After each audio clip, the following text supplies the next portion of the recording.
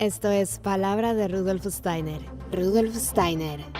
Un espacio inspirado en la vida, obra y legado del fundador de la antroposofía. Un camino de conocimiento que conduce lo espiritual del ser humano a lo espiritual del universo. Palabra de Rudolf Steiner. Hola, hola, ¿qué tal? ¿Cómo están? Muy buenos días, yo soy Carolina Hernández. Gracias por estar una vez más aquí en Palabra de Rudolf Steiner. Hoy vamos a hablar de un personaje histórico, por lo menos en la parte de antroposofía en español. Y estoy segura que tú también conoces o has escuchado hablar o tienes algún libro donde la traducción haya sido hecha por Juan Berlín.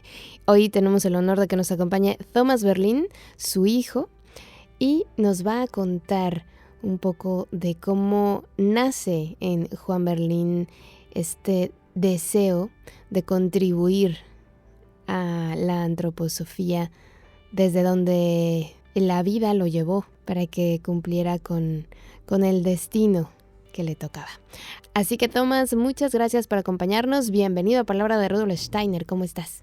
Muy bien, muchas gracias. Muy emocionado estar aquí en la plática contigo y hay mucho que platicar. Hemos oído mucho de tus transmisiones, entonces yo creo que es muy interesante lo que estamos haciendo a favor del movimiento Waldorf y la antroposofía. Pues nosotros también estamos muy contentos de que nos acompañes porque todo el mundo conoce, estoy segura, a Juan Berlín, que es tu padre, y tú también has hecho un trabajo maravilloso. Para nosotros es un honor tenerte aquí y poder escuchar cómo nace este impulso en tu padre, cómo empieza, cómo crea todo esto que ha contribuido tanto a que la gente pueda obtener el conocimiento, ¿no? Todo el mundo conoce las traducciones de Juan Berlín.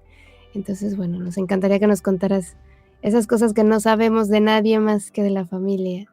Sí, claro. El nombre de Juan Berlín, pues como tú dices, es muy conocido en el mundo hispanoparlante. Después de las traducciones durante tantos años de casi 170 obras de Rudolf Steiner al español, pues ya es conocido. Ahora, ¿de dónde viene Juan Berlín? Él nació en Alemania en 1913, 25 de noviembre, y su nombre original es Johannes Martin Louis Berlin. O llegó a México, que cambió todo eso por Juan. Muy bien. Su padre, Philipp Berlin, fue una persona de origen judío, tenía un doctorado en economía y fue un comerciante dedicado a la importación y exportación. Y su madre, Ilse Neubart, una prusiana, fue una de las primeras mujeres con acceso a un estudio universitario. Ella es germana e inglés y se doctoró en economía. Además, ella era una ferviente luchadora por los derechos de la mujer, la reforma agraria, ya desde entonces. Y mis abuelos se conocieron en la universidad y se casaron en 1912. Juan fue el mayor de 4 hermanos. Él tenía 2 hermanas, que las 2 fueron maestras Waldorf en Nueva York, y también tuvo un hermano que era mayista, es un mayista muy conocido de la cultura maya, Enrique Berlín. Mis abuelos en 1914 conocieron a Rudolf Steiner y la antroposofía y adquirieron la membresía en la Sociedad Antroposófica. Ilse Berlin fue fundadora de la rama antroposófica de Fürth. Ella estudió euritmia y pedagogía curativa, lo que posteriormente le permitió en México realizar un intenso trabajo voluntario en guarderías para niños discapacitados. En su primera infancia, Juan Berlín sufrió varias enfermedades y él no tenía una buena constitución. En 1919 se fundó en Alemania, en Stuttgart, la primera escuela Waldorf. Ingresó en 1920 en la segunda generación y su maestra lo describe de la siguiente manera: Juan es muy delicado, su verdadero ser parece estar opacado por un velo de tristeza y la falta de confianza en el amor de los demás. A los niños menores les tiene mucha paciencia y siempre está dispuesto a protegerlos. Ahora, a los 8 años, conoció a Rudolf Steiner, quien con frecuencia visitaba la escuela. Tenía un problema de tartamudez y Rudolf Steiner le dio ejercicios para superar este impedimento. Y a raíz de estos encuentros surgió el profundo respeto y cariño que determinaron su dedicación y entrega a la obra de Rudolf Steiner. En ese tiempo, Rudolf Steiner estableció clases de religión libres y ceremonias dominicales a las que asistió Juan Berlín, fortaleciendo su cosmovisión y su fe.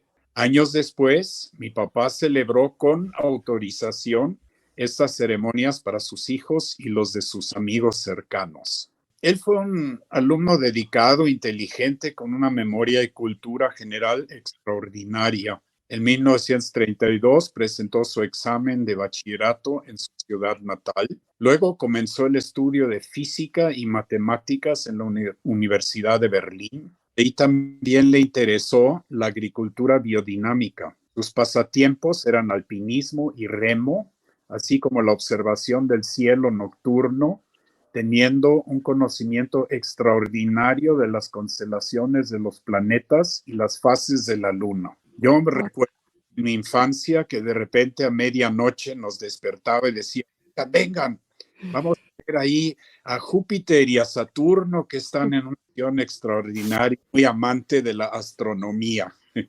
Por cuestiones económicas, Juan Berlín se vio obligado a interrumpir sus estudios y emprender un trabajo en una compañía de seguros Olerit en Karlsruhe, que operaba una máquina procesadora de datos que antecedió a lo que hoy conocemos como las computadoras.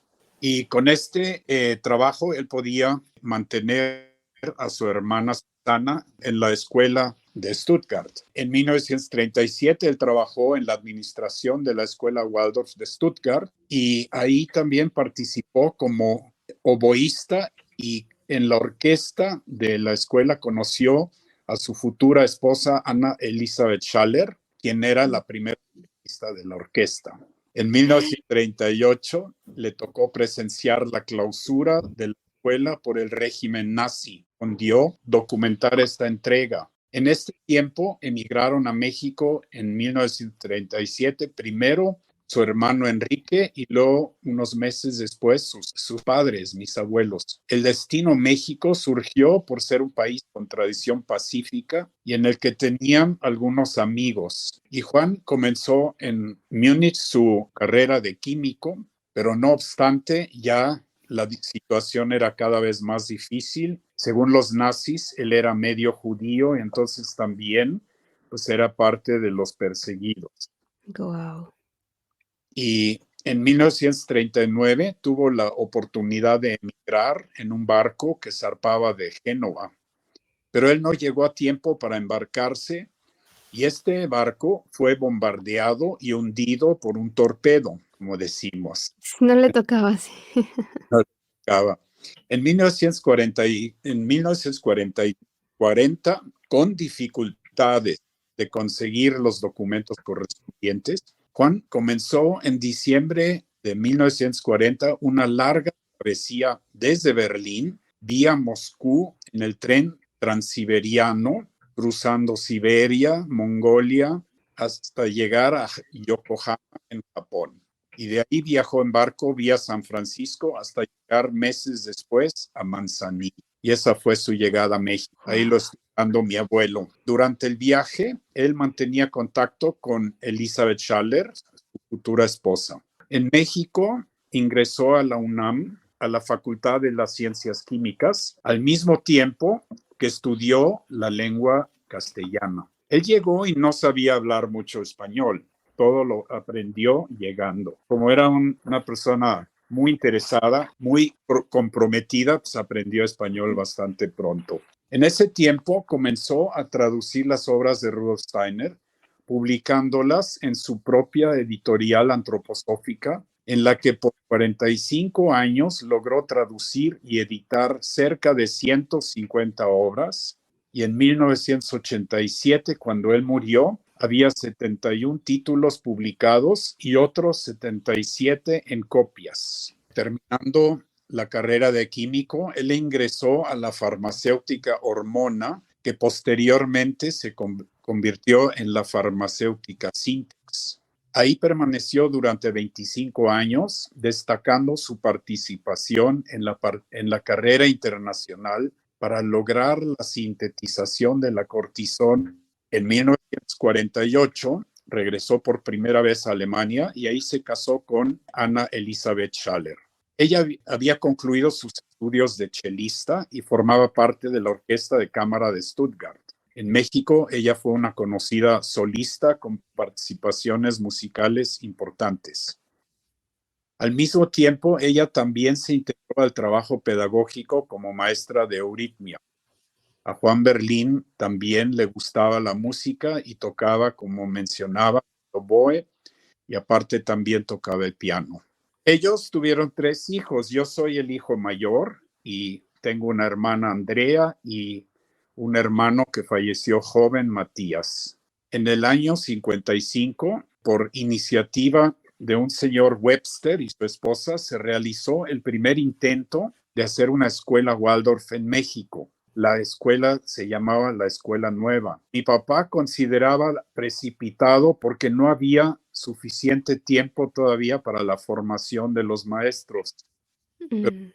Pero de los señores Webster se impuso y la escuela duró, si no mal recuerdo, 9 o 10 años. En el año 62, gracias al éxito de la cortisona, la empresa Syntex abrió una sucursal en Palo Alto, California, en los Estados Unidos. Eso fue algo muy extraño que una empresa mexicana hiciera una sucursal en Estados Unidos. Pero entonces mi papá fue enviado por sus capacidades administrativas y ejecutivas para organizar este proyecto. Y toda la familia se mudó a Menlo Park, California. Yo en ese tiempo ya estaba en el internado Waldorf en Alemania y entonces a mí no me tocó esa estancia en Estados Unidos. Y paralelamente siguió traduciendo mi papá la obra pedagógica y antroposófica de Rudolf Steiner y de regreso a México se enfocó en su proyecto consentido que era la fundación de una escuela Waldorf. En 1969 se retiró de la Syntex para dedicarse de lleno a su proyecto pedagógico. Con el apoyo de la SEP, comenzaron los cursos de capacitación Waldorf para 140 maestros. Durante varios años, desde el intento de la primera escuela Waldorf, recibió apoyo de reconocidas personalidades en el ámbito de la educación Waldorf en Europa, entre ellos el doctor Helmut von Kügelgen, que era el presidente de la Asociación de Jardines de Niños Waldorf en Alemania, o el doctor Francis Edmunds, fundador y director del Centro de Formación Waldorf en Emerson College en Inglaterra, el doctor Hermann von Baraballe, primer maestro de matemática y geometría de la primera escuela Waldorf en Stuttgart. Por cierto, un paréntesis, el señor Baraballe, yo lo conocí cuando tenía 7 años y se sentó conmigo a hacer dibujos de geometría y desde entonces soy un amante de la geometría. Es un curso que luego le doy a los maestros en formación, la geometría como lenguaje de formas.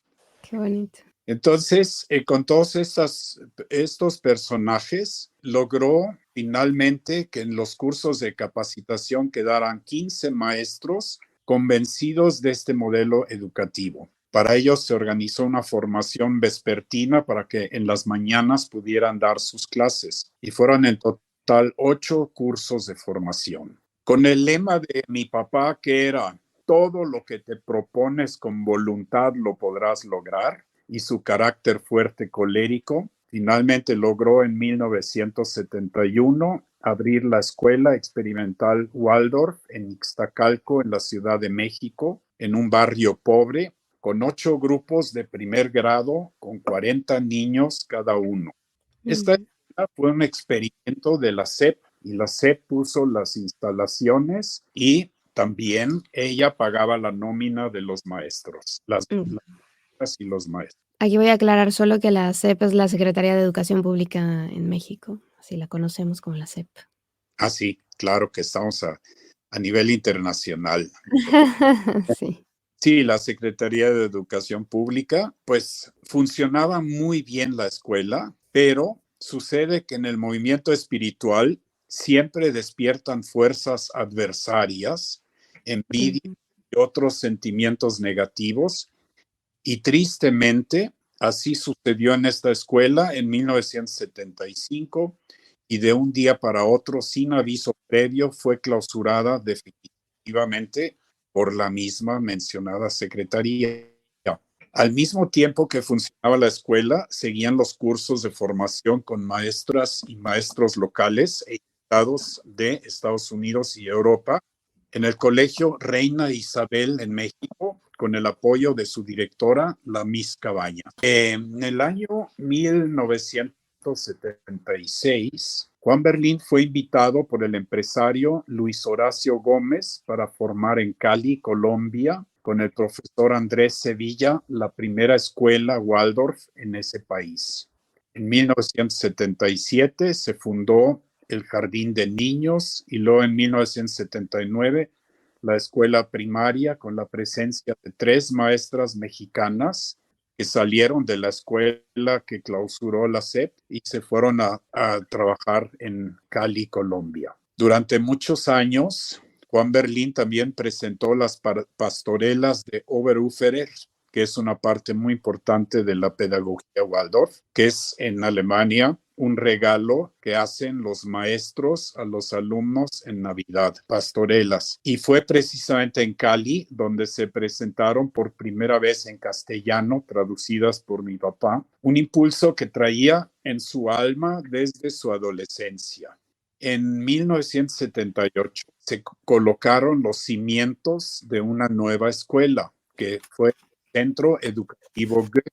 Posteriormente convirtió en la Escuela Waldorf de la Ciudad de México. Con gran entusiasmo y dedicación, la maestra Isabel Fenelón y Juan Berlín, la maestra Fenelón fue una de las primeras maestras de la escuela y fue así como una mano derecha de mi papá. Es una persona muy activa que tiene una gran importancia en el movimiento Waldorf en México. Luego platicaré un poco más de ella. Entonces ellos continuaron con el movimiento educativo a través de pláticas pedagógicas y de arte. Como producto de esta iniciativa, se creó en 1979 la Institución Antropológica Integral AC, a través de la cual se impartían seminarios pedagógicos y artísticos.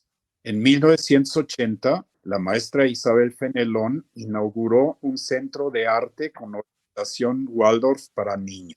Estas acciones fueron la base para el surgimiento de un nuevo impulso. Solo un año después, en 1981, se inició formalmente el primer jardín de niños Waldorf en México, ubicado en la calle Rancho Grande de la colonia Santa Cecilia, en Coyoacán, dirigido por Isabel Fenelón. A partir de ese momento y con incorporación de nuevas fuerzas, entre ellas Pilar Fenelón, la hermana de Isabel, y la maestra Margarita Castañón, el proyecto tomó rumbo y se consolidó a través de la fundación del Centro Educativo Goethe, que por más de 20 años se ubicó en un predio prestado en Los Reyes, Coyoacán. En 2011, esta escuela cambió su nombre a la Escuela Waldorf de la Ciudad de México. Así es como la conocemos hoy en día.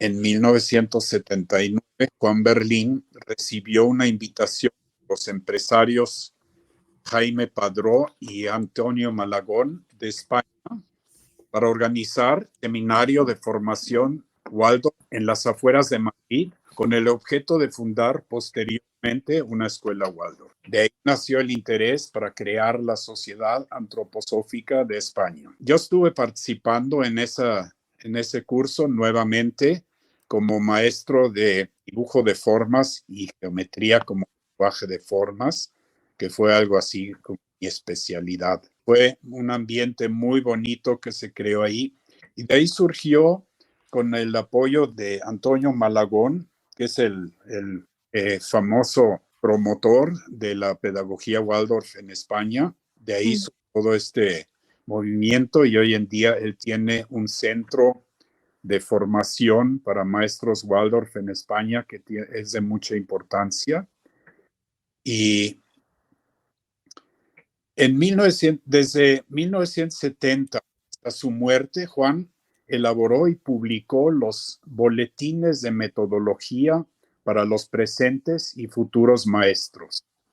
En ese periodo se publicaron 178 ejemplares que se enviaban a más de 200 suscriptores en el mundo de habla hispánica. Un golpe kármico fue la muerte accidental de mi hermano Matías a los 23 años, y eso fue un golpe fuerte para mis papás y para toda la familia. Un día después de la revisión de la nueva edición de La Ciencia Oculta de Rudolf Steiner, con su fiel asistente en la lengua castellana, la maestra doña María Solá de Sellares, profesora española y miembro de la Sociedad Teosófica, con la que revisó durante 45 años sus traducciones.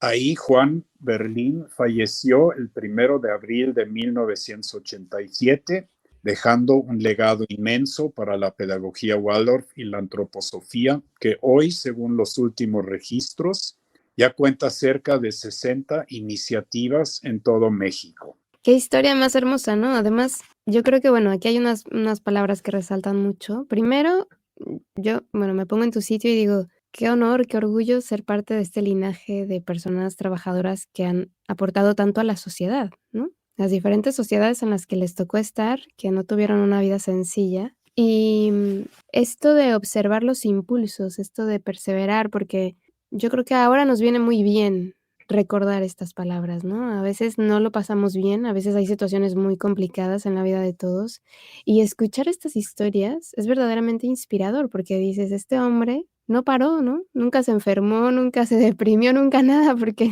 es que no paró, y eso te hace pensar como que, bueno, pues nunca lo pasó mal, siempre estuvo fuerte, siempre tuvo buen ánimo, lo que sea que le inculcaron en la escuela, la impresión que recibió de Steiner, quizá, no lo sé, o de los maestros que le rodeaban, le forjó un alma tan fuerte para soportar todo lo que vino y aún así seguir contribuyendo. Yo no sé tú, me imagino que aportarás mucho de ese carácter, pero debes de estar profundamente orgulloso, ¿no? De tener un padre y unos padres que trabajaron así.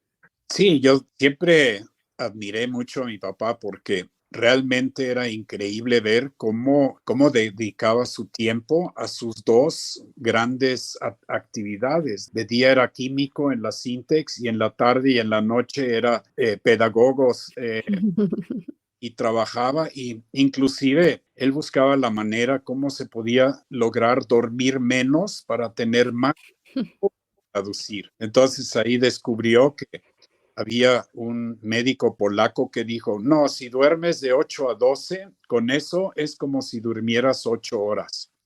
Entonces ahí va mi papá a probarlo y aguantó creo que 2 semanas y luego dijo, no, esto no. Y luego cuando íbamos de vacaciones, una maleta era sus libros, sus blogs y luego su grabadora. Y toda la familia divirtiéndonos y mi papá sentado en un rincón traduciendo. Claro, es que eso es lo que a nosotros que lo estamos escuchando a lo lejos decimos, pues este hombre nunca descansó, estaba, ¿sabes? Se bañaba en 5 minutos y salía a seguir trabajando, comía mientras trabajaba, hizo demasiadas cosas. Y, y ya te digo yo que yo creo que ahora mismo nos viene muy bien el que nosotros mismos, después de escuchar estas historias tan fabulosas, podamos observar qué impulsos tenemos, qué impulsos traíamos de niños, ¿no? ¿Quién ha dejado huella en nuestras vidas? Uh-huh. Eso me parece súper importante, no dejarlo, porque además tu padre tuvo mucha paciencia de esperar el momento, ¿no? Ya llegará el momento de mi proyecto y lo voy a lograr. Y eso son un montón de valores que observamos en esta historia, que los tenemos que retomar todos los que estamos viviendo actualmente, ¿no? Sí, hay otra anécdota para describir cómo era su voluntad férrea. Él quería que se cambiara la reforma educativa en México a favor de la pedagogía Waldorf. Entonces, él armó toda una propuesta de reforma educativa y se sentó en la sala de espera del presidente López Portillo, y típico que le decían, sí señor, sí lo va a recibir, y sí señor, sí lo va a recibir. Y así se la pasó días y días, y nunca lo recibió, pero él estaba firme ahí y obviamente en las horas que tenía que esperar ahí en la sala de López Portillo, traía su blog y su libro y seguía traduciendo. Entonces no desperdiciaba el tiempo. Claro, ahí hay que aprovechar, ya que le toca esperar, pues mira, me entretengo con estas cosas. Y también estoy pensando en todas las personas que conocieron a tu padre o que saben historias de tu padre, porque tu padre viajó a Colombia. Hemos entrevistado mucha gente de este colegio que has mencionado tú, que salieron de este colegio. Entonces, ahora como que digo, qué pequeño es el mundo, ¿no? Todos nos conocemos al final, ¿no? A pesar de, fíjate, o sea, siempre pienso en esas historias. Un hombre que nace en Alemania, que por azares de la vida viaja a América, luego, bueno, está en México, luego va a Colombia, luego España, o sea, cómo es el destino, cómo es la vida asombrosa y fantástica, y cómo tanta gente se vio beneficiada por un impulso que yo no sé si a algunos de los que nos escuchan les pasa, pero muchas veces tenemos ganas de hacer algo y nos desanimamos por ciertas cosas y decimos: "Bueno, pues ya no lo voy a hacer", ¿no? No sabemos quién ha perdido la oportunidad de beneficiarse de eso que tú querías hacer. Sí, de hecho, mis papás querían que yo estuviera en una escuela Waldorf, pero en México todavía no había cuando yo entré a la escuela. Entonces, fue cuando me mandaron a Alemania, tenía 12 años, y entonces estuve ahí 7 años en un internado Waldorf, Alemania, cerca de Colonia, en el noroeste alemán. Y eso fue una experiencia muy bonita porque ahí coincidía que el internado estaba en una zona boscosa y entonces tenía agricultura. Entonces ahí aplicamos la agricultura dinámica y nos tocaba ahí sembrar y cultivar con todos los conocimientos de Rudolf Steiner, de la agricultura biodinámica. Y fue una gran experiencia eso. También teníamos silvicultura y nos llevaban al bosque y nos decían, mira, este árbol ya es árbol viejo, ya lo tenemos que tirar para que puedan crecer los árboles pequeños que están alrededor. Ahí conocí lo que es una verdadera silvicultura, porque en México cultivamos más bien la producción de madera en vez de silvicultura. Cierto. Y arrasamos con bosques y no aplicamos ahí esa cultura de sacar los viejitos para que los jóvenes puedan crecer, ¿no? Ujú. Sí, es verdad. Yo alguna vez estuve en México, reforestamos, porque que yo quería plantar árboles, pero luego me di cuenta que era como un negocio de te tomas la foto reforestando y ya estaba, ¿no? No se enfocaban realmente en ver, bueno, lo plantamos bien, lo vamos a seguir cuidando, no, nada más era, fuimos a plantar 250 árboles, nos toman la foto y ya está. Y por eso digo que es lindo escuchar todas estas historias que te inspiran y que, oye, dices: "Yo quiero, mantener estos valores", ¿no? Recordar realmente lo realmente importante. Y ahora mismo sabemos muy poco de esta traducción de libros en México, qué está ocurriendo, qué no está ocurriendo. Hay mucha gente que se acerca y nos pregunta dónde pueden comprar un libro en México y realmente hay muy poca información. Me gustaría que nos ayudaras en esa parte a resolver esta duda que sí que la tienen constantemente. ¿Siguen vendiéndose libros de Juan Berlín, traducciones? Sí, claro. En yo mencionaba la editorial antroposófica que fundó mi padre. Ujú. Él murió en el 87. Mi mamá siguió todavía viendo lo de los boletines y las traducciones y cuando ella murió en el 96, todo eso se paró.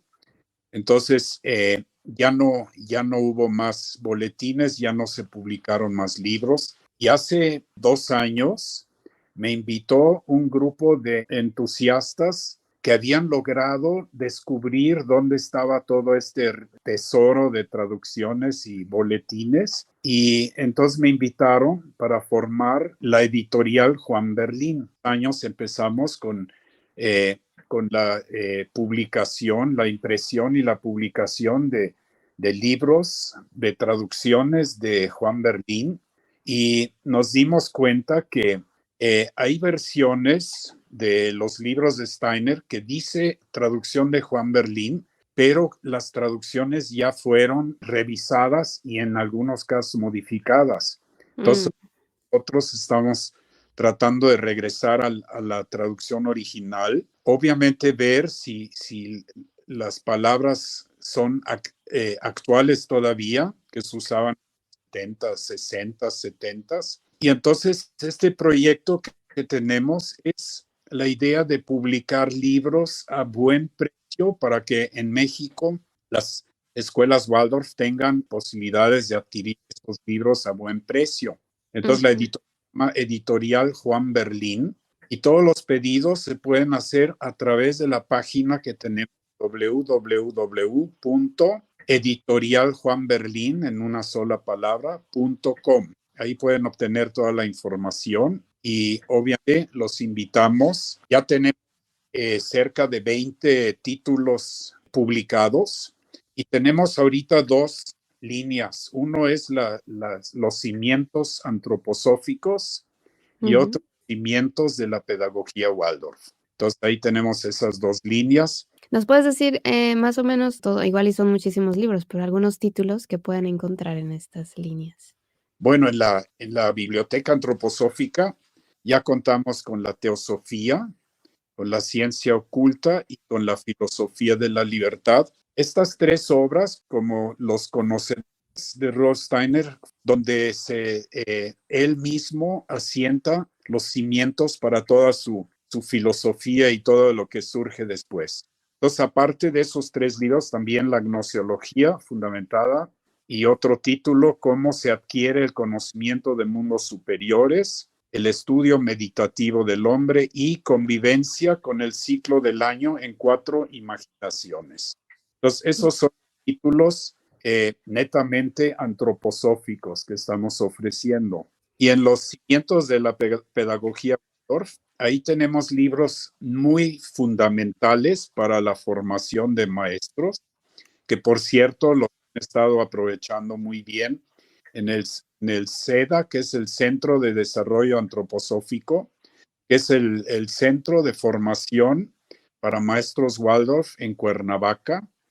Y los libros más fundamentales son Coloquios Pedagógicos, Metodología y Didáctica, luego la educación del niño a la luz de la antroposofía, el estudio del hombre como base de la pedagogía y la educación como problema social. Y aparte estamos publicando también libros que no son propiamente de Rudolf Steiner, sino de maestros Waldorf, y entre ellos tenemos un librito muy, muy bonito, muy práctico y muy claro, que es de Juan Berlín, se llama Paidología Waldorf. Y ahí en conferencias son las conferencias que él daba a sus maestras y maestros en la formación. En esas 6 conferencias, en un librito de no me acuerdo cuántas páginas, pero creo que no pasa de 60 páginas, y ahí cubre todos los puntos importantes de la pedagogía Waldorf que se deben considerar en la formación. Lo otro libro muy interesante que tenemos la exclusividad en la editorial, el maestro Felix Zimmermann. Felix Zimmermann fue un maestro Waldorf suizo de más de 30 años y cuando se retiró vino a México y él fue uno de los creadores de este centro de formación en Cuernavaca y durante muchos años él inclusive participó junto con su esposa Beatriz en la formación de maestros y daba conferencias y los mismos estudiosos de Zimmermann le dijeron, oiga maestro, ¿por qué no escribe un libro de todas sus experiencias como maestro Waldorf? Y entonces él finalmente, después de 2 años de trabajo, ya salió su libro que se llama Desarrollo del Niño como proceso de encarnación. Claro. Entonces, un libro que se puede conseguir nada más en la editorial Juan Berlín y lo recomendamos mucho para, no solamente para maestros, sino también para padres. Recuerden que muchos de esta información no necesariamente es para maestros, padres Waldorf, sino también para padres en que no tengan hijos en la escuela Waldorf, pero que sí tengan interés de buscar una manera más eficiente y más creativa de educar a los hijos. Claro, y con belleza, sobre todo. Yo siempre digo que la pedagogía Waldorf te trae una belleza que hace falta, hoy más que nunca, salir del comprar y que los niños tengan que presumir juguetes, ¿no? Como que les plantamos un mundo completamente diferente, muy ligero, lleno de color y de belleza. Entonces, es muy necesario. Yo creo que nos hacen falta presentar más propuestas. A mí todavía me hacen falta. Has dicho que en México hay 60 ya impulsos, lo cual es buenísimo, pero México es un país enorme y ojalá hubiera cada vez más personas animándose a crear estos espacios, ¿no? Sí, de hecho, de estas iniciativas que mencionaste ahorita, hay muchas que nacen de que un grupo de padres dice, ¿qué podemos hacer para nuestros hijos para que tengan una buena educación? Y alguien escuchó de Waldorf y dice, oye, pues vamos a estudiar esto. Y empiezan a estudiar y dicen, esto es lo que necesitamos para nuestros hijos.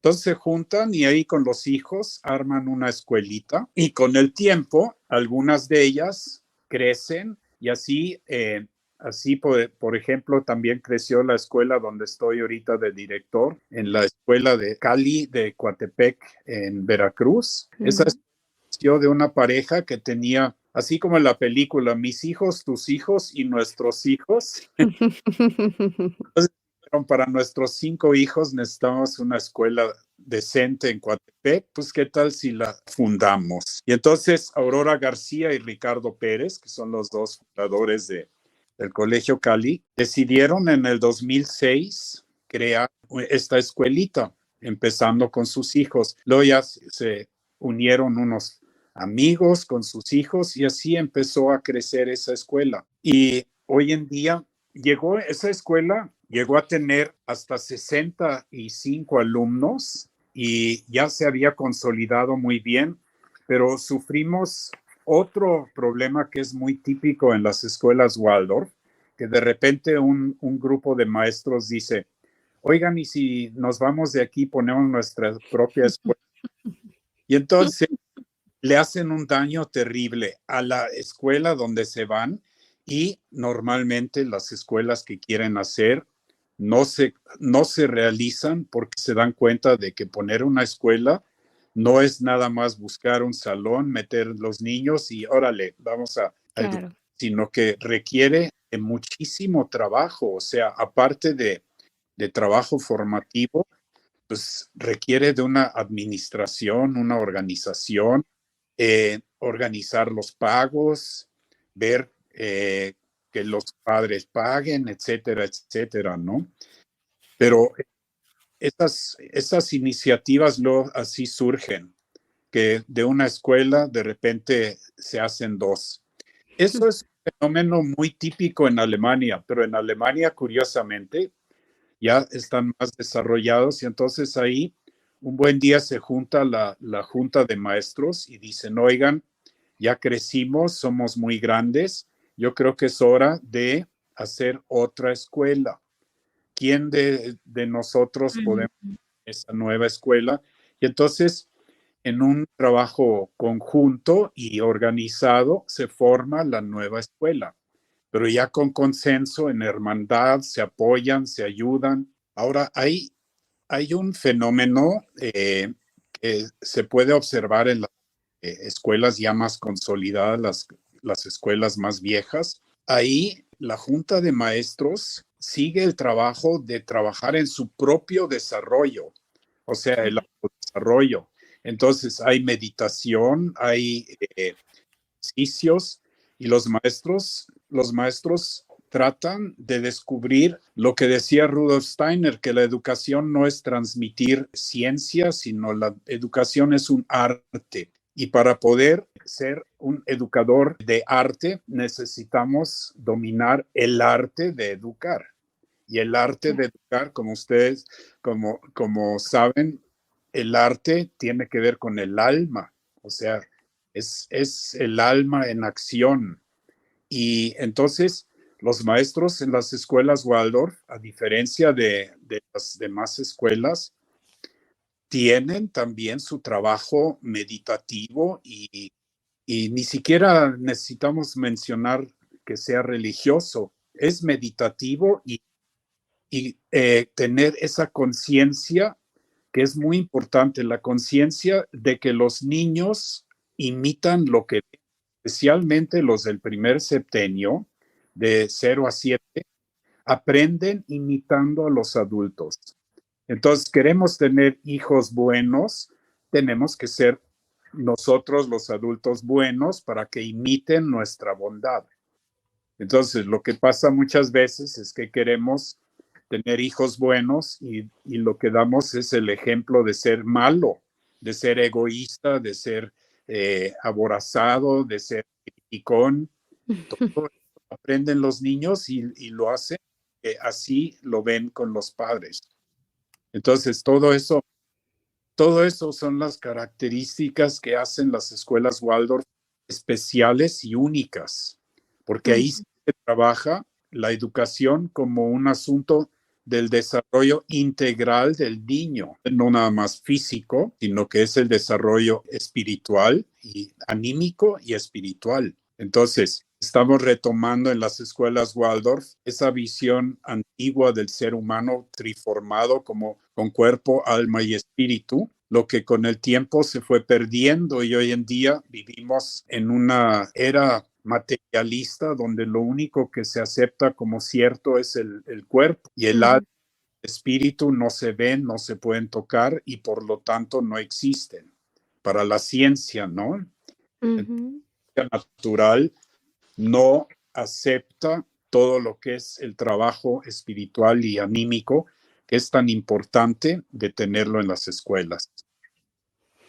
Claro, es verdad esto que has dicho de hace poco escuchaba una madre que decía: "Yo soy muy competitiva, pero a mi hija nunca se lo digo. Yo lo siento en mi interior, cuando pierde me duele, pero yo a mi hija nunca se lo digo. Siempre le digo: 'No, mi amor, lo importante es participar, no hay que enfadarse'", ¿no? Como pensando que realmente lo cubre, pero la niña realmente lo percibe. Sí, claro. Esa es una cosa interesantísima y ahorita que estoy ahí en contacto con los niños pequeños, realmente me impresiona cómo imitan a los adultos. Hay un fenómeno muy, muy bonito cuando viene la primera visita de los padres al salón de los niños para que vean cómo lo están educando y todo. Entonces, la primera visita no es muy difícil saber quiénes son los padres de los niños porque se portan igualito. Ellos reflejan exactamente la actitud de los padres. Es cierto, tienes toda la razón. A mí también me ha pasado con niñas que salen del cole, a mí nunca me han visto, y de repente me dicen: "Ya viene Ireri", ¿no? Bueno, mi hija, ¿no? Y Sí, yo digo: y cómo saben que yo soy la mamá, no? sí, porque del parecido físico también hay un parecido anímico y un parecido espiritual. Y yo creo que sí, como dices, el físico, yo creo que nos peinamos igual o algo debe de ser que ellas lo perciben enseguida sin conocerme, saben quién es la mamá de su compañera y es asombroso, ¿no? Esto que los niños saben, que nosotros creemos que no, los niños por eso merecen que hagamos este esfuerzo, este trabajo por la pedagogía Waldorf. Y bueno, yo te quiero comprometer a que hagamos una segunda parte para que ahora nos hables de ti, nos cuentes de tu trabajo, de tu proceso, porque a nosotros ya se nos ha terminado el tiempo de la charla, pero también queremos conocer un poquito de ti, de tus hermanas, bueno, tu hermana, de tu hermano, cómo ha sido tu experiencia en un internado Waldorf. Yo nunca había escuchado que hubiera internados. Y bueno, también como para cerrar, me gustaría que nos compartieras esta visión que tienes de la pedagogía Waldorf, si tú sientes que nos hace falta algo, que ya se perdió algo en el camino, o que tenemos que recuperar algo, pues, para todas las personas que les encanta este tema. Además de recomendarnos libros, que ya nos recomendaste alguno, también podrías recomendarnos más. Sí, yo creo que lo más importante es entender que la pedagogía Waldorf es un asunto integral, no es nada más la transmisión de conocimientos para que los niños aprendan a multiplicar, a leer y escribir, sino bien decía la frase de Rudolf Steiner que le dijo a las maestras de primera maestras y maestros de la primera escuela, les decía, reciban a los niños con reverencia, edúquenlos con amor y déjenlos ir en libertad. Esa es la esencia de lo que es la educación Waldorf, porque llega un momento también donde debemos aprender a darle la libertad a los niños para que cuando salgan sean libres. Y la libertad en ese sentido es responsabilidad, obviamente, ¿no? Ujú. Responsables con ese sentido social que caracteriza a los exalumnos Waldorf. Todos los que salen de las escuelas Waldorf tienen un sentido social diferente a los demás. Y bueno, también los maestros que consideren que necesitan ayuda porque se han desbordado por las razones que sean, pues que puedan pedir ayuda, ¿no? Que se puedan acercar a sus compañeros, a maestros, a libros, o que tomen un respiro, no sé, lo que sea necesario, que también me imagino que les hará falta. Sí, nosotros, por ejemplo, en el Colegio Cali, los jueves tenemos junta de maestros y ahí vemos todos los casos de los niños y lo vemos en conjunto entre todos y cada quien desde su perspectiva opina para poder mejorar el asunto y en la misma junta también se trabaja la antroposofía y se busca la manera de que no nada más quede como un conocimiento, sino que baje a la parte central que es el alma, o sea, sentir, vivir la antroposofía. Y eso es el gran reto que conocen en todas las escuelas y en todas las escuelas Waldorf que conozco en México, todas tienen ese trabajo intensivo espiritual también y se puede ver muy bien en las festividades que organizan, que luego hay escuelas que tienen sus páginas web. Entonces, Ujú. sí, ahí es otro ambiente completamente. Claro, pues qué belleza. Ojalá que así sea en todos los coles Waldorf y que esta charla los inspire y los motive a poner en práctica todo esto. Y muchísimas gracias, Tomás. Yo de verdad te digo que tenemos que grabar la segunda parte y escuchar tu historia, que seguro que será muy interesante también. Así que muchas gracias por habernos acompañado y por estar aquí. Yo te agradezco a ti, Caro, muy amable y a todos los que nos escuchan. Espero que de algo les pueda servir toda esta información y estoy a sus órdenes. ¿Te pueden escribir a través de algún mail o algún medio de contacto? Facebook. Sí, en Facebook lo que pueden hacer es escribir a mi correo electrónico que es tomberlins@yahoo.com. Ujú. Tom con TH. Sí, no sin. Ah, Teo sí, Berlín TOM. Ujú. es @yahoo.com.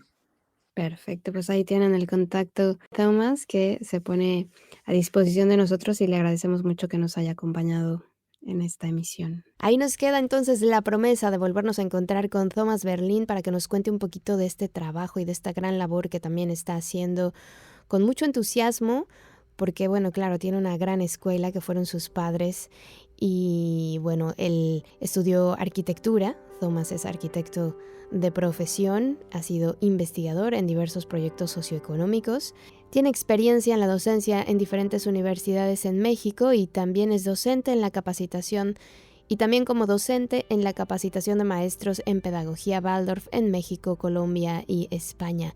Ha sido funcionario público, consultor independiente para la planificación urbana y regional, fundador y coordinador general del Grupo Ecologista Veracruzano para la promoción del desarrollo sustentable y de tecnologías alternas de desarrollo, y ha publicado también artículos sobre temas en torno al desarrollo sustentable en varios periódicos, revistas y libros. Actualmente es catedrático de la Universidad Veracruzana en la Facultad de Sociología, también es psicoterapeuta, imparte talleres de disciplina con amor, los 4 temperamentos y la naturaleza anímica del niño, y geometría como lenguaje de formas a maestros y padres de familia. Así que como pueden escuchar es un hombre incansable que también tiene historias súper interesantes que contarnos. Así que esperemos tenerlo próximamente en este espacio otra vez para charlar acerca de estos proyectos que ha llevado a cabo. Por mi parte ha sido todo. Gracias por acompañarnos una vez más aquí en Palabra de Rudolf Steiner. Ya sabes que estamos en contacto a través de nuestras redes sociales. En Facebook, YouTube e Instagram nos encuentras como Palabra de Rudolf Steiner y también en nuestra página web palabraderudolfsteiner.com. Yo soy Caro Hernández. Ya sabes que contigo están mis mejores deseos, que el sol brille mucho tiempo sobre ti, que el amor te rodee siempre y que la luz que mora en ti guíe tus pasos. Si así debe ser, nos escuchamos el próximo miércoles. Yo soy Carolina Hernández. Gracias. Hasta la próxima.